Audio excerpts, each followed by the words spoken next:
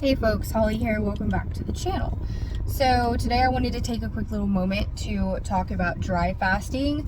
So I've talked about intermittent fasting. I have talked about water fasting or wet fasting. I've also integrated talking about bulletproof fasting quite a bit, which is where you just basically have coffee with fat in it, which for me is coconut oil, but you can do grass-fed butter and other things as well. MCT oil is the number one thing that people will use for that, for bulletproof fasting, but you can also do a raw egg.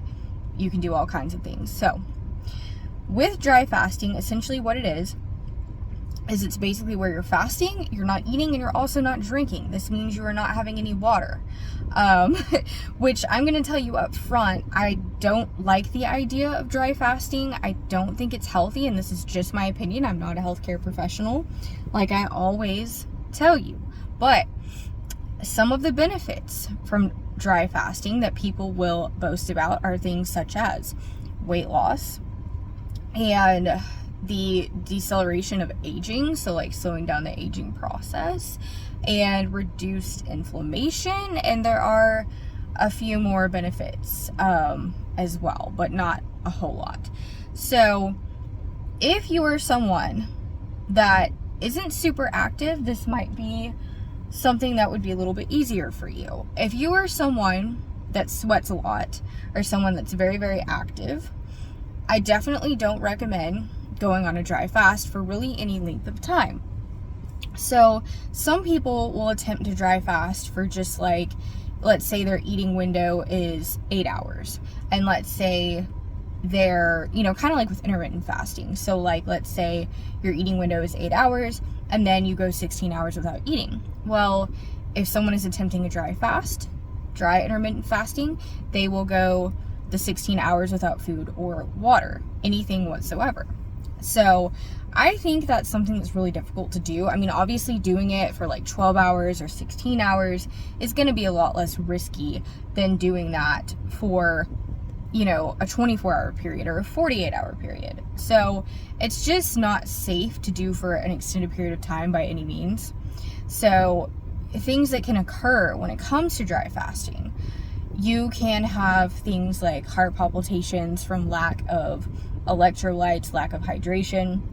You can end up having anxiety, panic attacks, just not feeling well in general. Dehydration is a huge thing. It happens so much more quickly than you think, especially if you live in a humid environment or depending on what time of year it is, the kind of weather you're in, etc.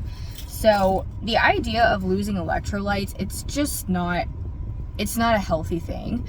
Now, if you want to experiment with something like this, go for it and give it a try. Get the okay from your doctor first if you want to experiment. But if you do, I just highly recommend starting slow and maybe starting out with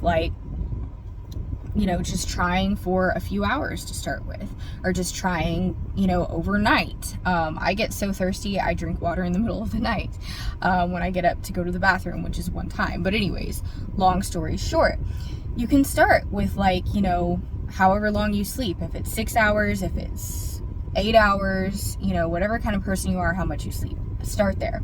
And then if you wake up in the morning and you feel like you can go a little bit longer, then maybe try for 9 or 10 hours and then just slowly build up from there.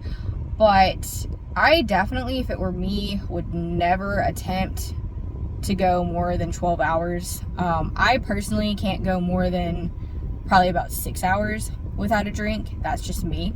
So everybody's going to be different. I'm not saying it's a horrible thing that nobody should ever try.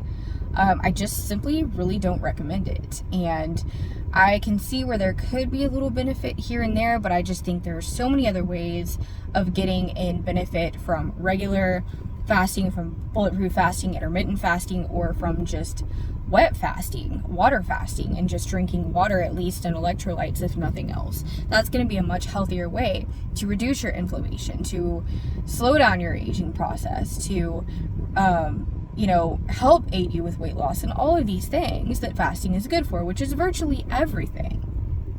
So it's going to make the fast so much easier when you're still consuming water and electrolytes and putting the right minerals into your body during this process, because fasting is a very cleansing process, and it's just very, you know, it's good for you, but you don't want to go overboard. You don't want to put your body in such a compromising position that it's gonna cause more harm than good, essentially. So I hope that makes sense, and that's really about all I have to say about dry fasting. Overall, I just don't like it.